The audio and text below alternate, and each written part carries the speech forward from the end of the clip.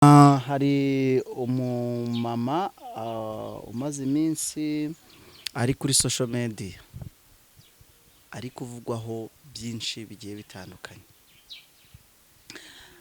Nari ndimo nganira n'umuntu kuri WhatsApp arambwira ati ese ijambo ry'Imana rivuga iki ku muntu uvuga yuko atigeze akundwa ariko muri uko kudakundwa akabyara umwana wa mbere wa kabiri wa gatatu. Ese koko umuntu yabyarana n'umuntu inshuro zirenga enye badakundana cyangwa Imana itaramumugeneye pastor? Wenda iyo umuntu yatura akavuga iryo jambo wenda ubukakanya nibwo bivuze numva nabisobanukiye muri ubu buryo, ahubwo we yagombye kuregera babandi bashinzwe kurenganura abantu bashingiye ku ihohoterwa. Icyo naryo ryaba ari ihohoterwa ko we ntiyakagombye kubizana by'ikintu bibi cy'abarokore, ibintu byose tubizana mu mwuka. Ariko niba uwa mbere warabyaye umwana utamukundana n'umugabo ukabyara uwa kabiri mudakundana, uwa gatatu, uwa kane, riba ari ihohoterwa. We yakwiye gusanga babandi bashinzwe kurenganura bakamurenganura kuko yarahohotewe. Ariko mu buryo bw'Imana cyangwa ubwiyobokamana ntabwo bibaho. Ntabwo bibaho kuko buriya aho utinze ni ukuvuga n'ubundi kuba wahashimye. Rero ni ukuvuga ngo iyo washimye ukahagura uwa mbere uwa kabiri uba washimye. Ese ijambo ry'Imana rivuga iki ku bashyingiranywe pastor? Abashingiranywe rivuga ko bagomba kubana akaramata. Yego. Yes, kambashimire ko mudukurikirana umunsi ku munsi. Nge tubana kuri iyi channel nitwa Emi Setu Nyawe. Mura neza pastor? Muraho neza. Ariko ubundi iri zino zarimenyera ryari pastor? Nshyize militari ryawe ariko. Ese sinitwa Setu? Ni Setu Emi. Ibyo birayi. Nyawe ni wa wundi? Kanje bajijisha ariko. Ko yagize ujijisha. Nzamukire ku izina ry'umustar. Nukazamusha izina ry'abandi mujye mugenda mu mazina yanyu. Mbo uyu munsi rero tuguhaye ikaze na karibu kuri Shiba TV Show. Murakoze cyane, shuje abantu bose badukurikiye mwubahwe. Abantu badukurikiye rwose mwubahwe niko pastor avuze. Pastor waruraho ariko Yandaho ndashima Imana muri byose nta kibazo. Ubwo twe duherutse hano nabonye abantu, hari umuntu wakomantinze arambwira ngo ngusuhuze, ngo aragukunda kandi aragukurikira cyane. Arangira arambaza ngo mbese urubatse? Uwo muntu nuwe. Bamwita Breast, ndibuka Breast gusa, ndaza kukwereka comment mu kanya. Ubwo umuntu utazi ko nubatse koko reka tumusuhuze byene kuba nkunda Imana umugisha. Yego, ariko wibaje ngo se ndubatse aramenye rwose. Mfite abana batatu mbyara mu nda b'abahungu. Mfitemo Samuel, Benjamin na Jonathan. Hagiye n'abandi bana ndera benshi. Ndi umugore w'umugabo umwe. Okay, Imana iguha umugisha cyane, buriya arasobanukiwe. Ngaha dusenyera Imana dutangire bya bibazo byanjye by'uyu munsi. Mana ndagushimye ko wongeye kudutera iteka kugira ngo tubashe kuba hano, kugira ngo abadukurikiye bose babashe kumva amagambo bari bakeneye cyangwa se igisubizo cy'ibyo bashaka. Bahembura imitima kuko bakeneye guhemburwa, kandi ubaha ibyishimo by'umunezero kuko barabishaka. Turagusabye kugira ngo Umwuka Wera tuyobore muri bigana tujye kuganira, niyo tubashe guhagarara tudatsinzwe mu izina rya Yesu. Amen. Amen. Pastor, ubwo mperuka hano nagusabaga yuko wasengera Bamporiki, urambwira ngo umwami niyibambura hari icyo Imana iri buze gukora. Kandi koko twabonye ko umwami yaribambuye, abacamanza hari ikintu bakoze, ndetse n'abahanga mu by'amategeko, hari no mu professeur twasuye rwose nawe biramucanga, aravuga ati ibi bintu ni ubwa mbere mbibonye. Pastor, wagira ngo wari uri mu nama ifata imyanzuro? Oya, si inama, ahubwo umuntu wese agomba guhora yifuriza mugenzi w'ibyiza. Iyo yifurije mugenzi wawe icyiza nabwo uba umufashije. Rero jye mwifuriza icyiza, nubwo umwana yakora ikosa ntabwo agomba gutereranwa cyangwa ahanwe birenze. arahanwa ariko ntabwo ahanwa ibirenze. Rero ngenda mwifuriza ibyiza. hari abari kwifuza ngo Bamporiki ajurire. Ese nk'umushumba wamusengeye, ndabizi ko wamusengeye, uranambwira ngo nubwo yenda abantu batazi uko asengerwa ariko baramusengera, ariko by'umwihariko nk'umushumba wamusengeye, wifuza ko Bamporiki yajurira? Icyo rero kiba ari icyemezo cy'umuntu ku giti cye. Twe turasenga Uwiteka ni umucamanza utabera, kandi ashobora gukorera mu bacamanza cyangwa mu mutima w'inama. Nabona icyemezo bafashe, urukiko rwafashe, akabona bitanyuze umutima we, azajurira nkawe. Ijambo ry'Imana avuga ngo uyu munsi ndakubohora, ngo ariko nushaka ko tujyana i Babuloni, gera ni Yeremiya 40:4, ngo uze tujyane, ngo ariko nutabishaka urorere, ngo igihugu kiri imbere yawe. We rero amahitamo naye. Uramfunze nta kibazo. Ufundiye mu ijambo. Ntacyo narenzaho rwose. Ubwo aho hantu ugejeje, ubu nyine narinzi uko byuze ndagenda ngutega twa dutego tw'abanyamakuru ngo nibonere titire. Oya ni ibyo ngibyo. Hari umumama umaze iminsi ari kuri social media ari kuvugwaho byinshi bigiye bitandukanye. Nari ndimo nganira n'umuntu kuri WhatsApp, arambwira ati ese ijambo ry'Imana rivuga iki ku muntu uvuga yuko atigeze akundwa, ariko muri uko kudakundwa akabyara umwana wa mbere, wa kabiri, wa gatatu? Ese koko umuntu yabyarana n'umuntu inshuro zirenga enye badakundana, cyangwa Imana itaramumugeneye? Pastor, wenda iyo umuntu yatura akavuga iryo jambo, wenda ubu kakanya nibwo bivuze, numva nabisobanukiye muri ubu buryo. Ahubwo we yagombye kuregera babandi bashinzwe kurenganura abantu bashingiye ku ihohoterwa. Iryo naryo ryaba ari ihohoterwa, ko we ntiyakagombye kubizana by'ikintu bibi cy'abarokore. Ibintu byose tubizana mu mwuka. Ariko niba uwa mbere warabyaye umwana utamukundana n'umugabo, ukabyara uwa kabiri mudakundana, uwa gatatu, uwa kane, riba ari ihohoterwa. We yakwiye gusanga babandi bashinzwe kurenganura bakamurenganura kuko yarahohotewe.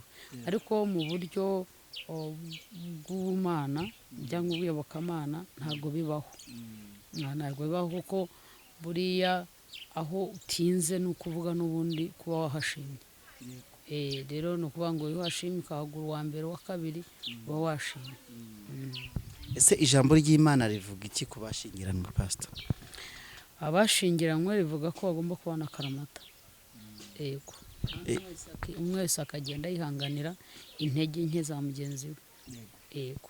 None umukristo asabwa iki ku bw'ijambo ry'Imana rivuga noneho by'umwihariko? Ijambo ry'Imana ridusaba, si uko rimwe ndareka ngukosoreho, cyangwa se ndumva aho ushaka kuganisha, ni kuri divorce. Si uko wenda aravuga ngo divorce ni igifaransa cyangwa n'izindi ndimi z'uruzungu, ariko gutandukana, hatandukana ibyafatanye. Ntabwo ushobora gutandukanya ikintu kitafatanye. Rero uyu mugabo n'umugore barafatanye, barafatana. Muri uko gufatana ariho bahuye havamo abana b'urusobe. Umwe aba afite umutwe nk'uwa se, undi afite ibirenge nk'ibya nyina, undi afite amatwi nka se wabo, undi afite amataye nk'aya nyina wabo. Bivuga ngo barafatanye.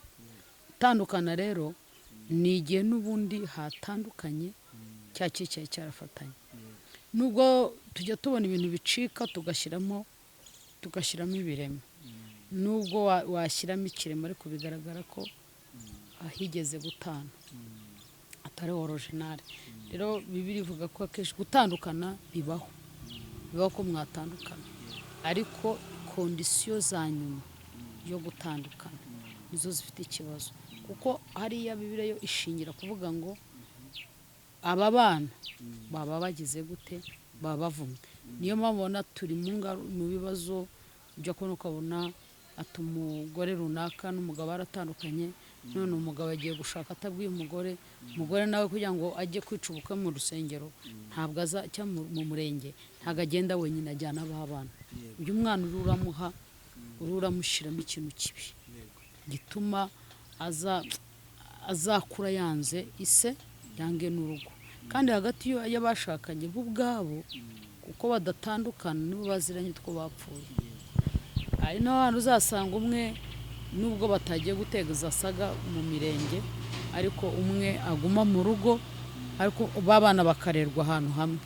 uyu barera rero abarera babwira amakuru n'amagambo, uyu mwana agakura sibyo kwihagararaho, uyu mwana akurana igikomere aricyo twita nyine cya gikomere cyo bita nakwita mbese guhumanywa, bahumanye ko bahumanye, barahumanye, ababyeyi barabahumanyije, babangisha umunezero w'umuryango.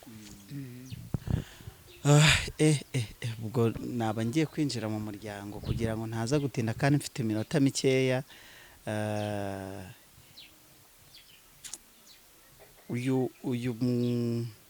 uyu mumama cyangwa se uyu mupapa inshingano zananiye z'urugo, ese Bibiliya niyo muyobora w'abizera n'abakijijwe, ivuga iki ku mwepiskopi? Kuko ndavuga umubwirizabutumwa muri make, ivuga iki ku mubwirizabutumwa urugo rwananiye? Kandi tuzi ngo urugo rwa mbere ni uko uba ufite aho usengera, urugo rwa mbere na itorero rya mbere ni mu rugo iwawe, itorero rya kabiri ni hahandi nyine urererwa yaba bababyeyi bahurira bagakora umubiri wa Kristo, bakaba umubiri mugari. Ariko aho niho bita ngo gusengera, baza bakagusenga ni ugusaba yego mu kiganda, ariko none naho bambariza Imana. Ese umuntu utagize inshingano ze mu rugo yakahawe inshingano muri babandi muri wa muryango noneho mugari, mu gihe mu muryango mutoya byamunaniye? Ntabwo bikwiye, ahubwo baba agomba kuba umukristo kugira ngo abashe gutunganya ibitaratungana, kandi aba agomba kugira ngo abanze yikiranwe, ko ntabwo ushobora kujya kubaka ibitariho byubakika nawe iwawe. Ubundi uwo muntu urugo rwana ko umwepiskopi agomba kuba yubatse, icya mbere aba agomba kwicara akaba umukristo. Urabona ko abantu banga kuba abakristo, ariko n'abakristo no kuba umukristo itarimo kwishyira hejuru kandi ishobora gutuma uzajya mu ijuru. Rero akenshi igihe cyose rwarushako rwananiye ugomba gushyira hasi agapira, wowe ukabasha kwicara ugasenga Imana, ukarera b'abana bawe, ndetse ukita kuri wa muryango wawe. None ibyemezo uzafata nyuma ukabifata nkawe, utabifashe nk'itorero. Kuko impamvu uyu mushumba agaragaraho yatandukanye, uyu mukozi w'Imana ejo agashaka, niho haza intambara. Ariko abaye yararetse kongera gukora ibyo akora, akicara agatuza, kuko ubutumwa bwiza n'ubundi turabubwiriza, naho yaba ari yabubwiriza no mu rugo rwe yabubwiriza, ariko afite uburenganzira we nkawe ku giti cye cyo gufata undi mwanzuro we ku giti cye, ariko utagendeye ku itorero. Kuko biri tubwira umwepiskopi uwo ari we uko agomba kujya. Niyo mpamvu batera imijugujugu bitewe n'uko banyuranyije icyo ijambo ry'Imana rivuga, ariko atari nkawe ku giti cye. Hari icyo ijambo ry'Imana rivuga, hari no kuba umuntu ku giti cye. Umuntu ku giti cye afite uburenganzira bwo gufata ibyemezo ashaka bijyanye n'ibyishimo bye, bijyanye n'umunezero. Rero hari igihe ariko bimwe bikabangamira ibindi. Urakoze cyane Pastor. Yenda twenda kugera ku musozo, hari ikibazo noneho n'icyanjye bwite, mpora nibaza ku bashinga amatorero n'amadini. Ese umupasiteri cyangwa se inshingano umuntu ahabwa zo kuyobora abandi, ubundi Bibiliya ivuga yuko bakagendeye kuki? Bagenda cyane cyane ku munyangamugayo. Ubundi umuntu ugomba gushinga itorero agomba kuba ari inyangamugayo. Inyangamugayo igaherekezwa no kuba adakunda impiya, adakunda amafaranga, cyane cyane kanitse aho hantu. hari hazamo no kuba atari umunyarukoni ashoboye kuba acumbikiye abantu ataremerera adashobora kuremera uwo niwe uhabwa inkoni ubwepiskopi udashoboye kuremerera aba agiye gushumba babandi icara agore ku butumwa kugira ngo abone uko yishyura inzu cyangwa se abone cyangwa ugenda ucumbika acumbakura mu ngo z'abandi ubundi igihe wabaye umwepiskopi ntiwemere kuba mu icumbi ry'abandi ugomba kuba ahantu ha wenyine hashobora gutuma wakira abashyitsi rero ubunyangamugayo ugomba kwirinda mu mico no mu myifatire mu bupfura icyo twita ubupfura noneho ubwo rero ni ukuvuga ngo ukaba ufite umugore umwe wubatse utajagajaga mu bagore cyangwa mu bagabo ikindi ukaba muri wowe udakunda amafaranga iyo uzanye gukunda amafaranga ntubuzashumba za ntama zitagira amafaranga kuko umukristo hari umukristo ufite iyo ukunda amafaranga hari igihe haza ufite amafaranga akaba ari ushaka gusengera witaho ariko udafite amafaranga ntugire gute ntumwiteho muzabibona rimwe nk'uwo ushobora no kumusanga ngo agusengere waba utamuhaye amafaranga ntagutakarize umwanya ngo agusengere kubera ko uwo ni umushumba uragira ibihembo cyangwa akagukunda waba udabona aya mafaranga ntiyongere kugukunda rero iyo nizo ndangagaciro ubundi umwepiskopi agombye kuba yujuje muri make ni izo ubona biterwa n'iki ko abantu barobanurwa kuba abepiskopi ariko bakadeviya umuhamagaro cyangwa se bagata umuhamagaro batangiriyeho bagatangira ari abantu beza ariko byageramo hagati bakaba babi ese ni iki kibagira babi pastor rimwe na rimwe ni isi irabashuka no gushaka kwisanisha nayo kumva ubundi umukozi w'Imana ariyima umukozi w'Imana aba umugaragu ugaragiye abandi ariko iyo watangiye ukazana wa mutima w'icyubahiro kwishyira hejuru rimwe na rimwe utangira kugenda ugushwa n'ibyo ufite kuko ngo burya umuntu yagushwa n'ibyo wamwogagiza iyo bakogagije cya cyubahiro nicyo kiro kigenda cyica umurimo na bwa butunzi bwazamo buriya ngira ngo niba ari Dawidi wasenga banga uzandinde gukira cyane ntazakwibagirwa undinde no gukena nazatukisha izina ryawe hari ubutunzi uhabwa uri umukozi w'Imana ukibagirwa kuzamuka imisozi ukibagirwa gusengera abantu ukibagirwa mbese ukananirwa kongera gukora za nshingano ariko hakaba ari byo ushobora kuba ufite bike biringaniye bishobora gutuma uhora imbere y'Imana usenga okay ni iyihe nama wagira umuntu utangiranye umuhamagaro ubwo ndashaka yena nkomoje nko kuri chance na bene na chance mu minsi ishize nimbwa mu minsi ishize enda ni iminsi 2 cyase no umunsi umwe ushize bahawe inkoni ya gishumba ni iyihe nama wabagira ko baye basanzwe mu muhamagaro ariko noneho bongerewe amavuta ni iyihe nama wabagira urakoze icyambere guhamagarwa ugatoranywa ugatumwa n'iby'igiciro n'ibyiza kubisarurwa n'ibyinshi ariko basaruzi ni bake dusenge kugira ngo nyiri umurima yohereza abasaruzi turabahaye ikaze muri uyu muhamagaro wenda icyo nabifuriza n'abandi nuko baguma umujyo umwe uko bahamagawe ko umuntu yahamagaye bakarekwa aguma ari kaguma gutyo atavanze atagira ibintu bimukurura ubwo agakomeza kubana n'Imana nkuko yabanaga nayo igihe yamwishimiraga kandi agakomeza kugaragaza isura nziza ishobora gutuma n'umushumba ko yamwikunze kugera ku rwego rwo gusuka amavuta ariko akomeza kumukunda hari abasuka amavuta urabivuze mitakaza bagahita bashinga amatorero kandi bari umushumba yarabashyizeho amavuta kugira ngo ahubwo bamufashe kwagura ubwami bw'Imana ubona biterwa n'iki ni iyihe nama watanga kugira ngo nk'abo bantu wababwira iki rimwe na rimwe ari igihe tubona ibintu hejuru ariko tutazi muri fondasiyo ugomba kumenya uriya muntu bamusutse amavuta ati se byagenze ute se babiganiriyeho ese yaje koko se yakijijwe ati se mu rugendo agenza ate ko hari igihe aza mu rusengero nk'umuntu nk'umusore uje mu itora ashaka umukobwa yamubona agahita yigendera nawe hari igihe aza ahantu akeneye ko bamusukaho amavuta afite inyota y'iyo titire gusa icyo gihe rero ahita yigendera kandi kuba munsi aho bituma habaho ko umuntu arindwa, akarindirwa muri iryo jambo, akarindirwa muri izo nzira, akagirwa inama, agatozwa, akarerwa n'umushumba. Icyo gihe rero yahise ashaka kwigendera, n'ubundi arashaka kwigenga, kandi amavuta y'umuhamagaro w'igishumba ntago wigenga, ntago wigiye. Iyo ugiye kwigenga niba usanga umuntu ashatse kwigenga aribwo asambana, anywa inzoga, aragirira ibihembo, ntago yigenga. Buri umushumba mu rwuri nubwo aba ari inyuma y'inka magana, ariko ntabwo aba yigenga kuri zo, nubwo aziragira, akazuhirira, akazikemura, akazikuyakuya, akanazikama, ariko ntabwo bivuze ko ari nyirazo. Rero igihe cyose shebuja ashatse yamukuraho, n'ibindi nk'ibyo. Murakoze cyane ku bw'ikiganiro cy'uyu munsi muduhaye, keretse niba hari irindi jambo wasoza ubwira abadukurikiye. Imana iguhe umugisha, uganasenga. Ibyo nabwira abadukurikiye ni uko nababwira ngo mukomere kandi mukomeze icyo mufite nagiye kibaka, nimutakarize Imana icyizere cy'abakunda. Nimubona ababikora nabi bagenda bayoba, ntibakabaca intege, ahubwo mujye mukomeza urugendo rwanyu. Imana ibahe umugisha.